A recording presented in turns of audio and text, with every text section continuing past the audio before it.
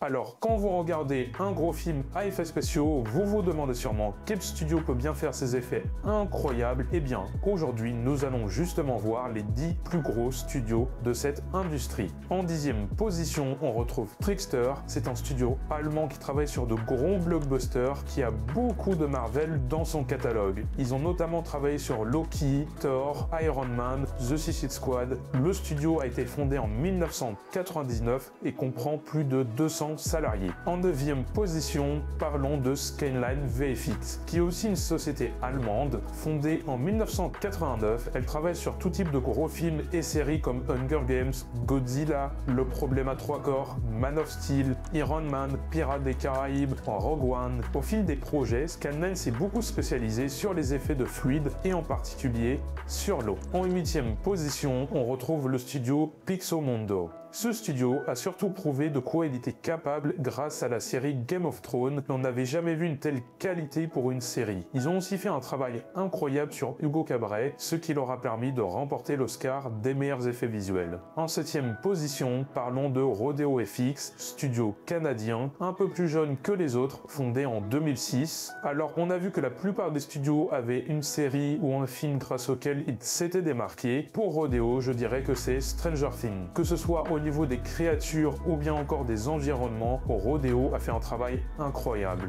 Ils ont aussi travaillé sur The Rings of Power, House of Dragon, Dune, The Witcher, Aquaman, Blade Runner, Mission Impossible et bien d'autres. En 6e position, on retrouve la société créée par James Cameron, Digital Domain. Inutile de vous préciser à quel point cette entreprise a révolutionné le monde des VFX, étant donné qu'elle a l'origine du logiciel Nuke, qui est le logiciel de compositing le plus utilisé dans l'industrie. D'ailleurs, si tu es intéressé, j'ai fait une formation sur ce logiciel, lien en description. Mais si tu veux en savoir plus, j'en parle en fin de vidéo. Digital Domain a travaillé sur des films comme Titanic, Free Guy, Avengers, où ils ont créé de toutes pièces Thanos. En 5e position, Framestore. Je dirais que le film phare de Framestore est Gravity, où ils ont fait un travail exceptionnel, ce qui leur a valu l'Oscar. Le studio londonien a aussi travaillé sur Paddington, Wonka, pas mal de Marvel, Beetlejuice, Barbie, Peter Pan, James Bond, les Animaux Fantastiques. Leur catalogue est vraiment diversifié. En 4e position, on retrouve la Moving Pictures Company, autrement dit MPC.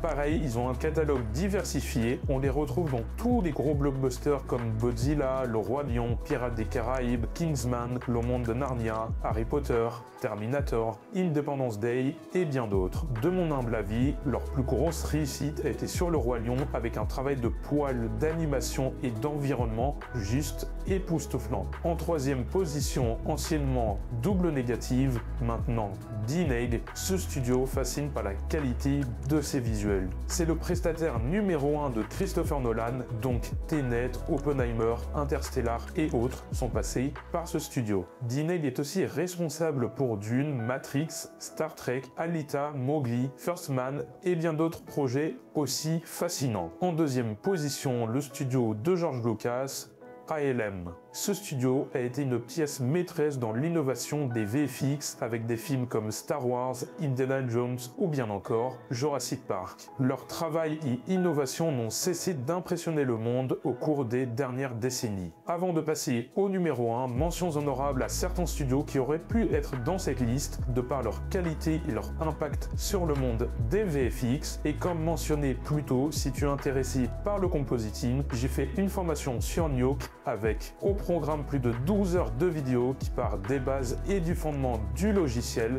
jusqu'aux outils les plus avancés. On traite de tous les fondements du compositing et un panel d'exercices est proposé tels que l'incrustation fond vert réaliste, le restore pour enlever les éléments non désirés sur un plan, un super exercice pour transformer un plan d'été en un plan d'hiver. Pour rendre vos acteurs plus beaux, on verra aussi la beauty.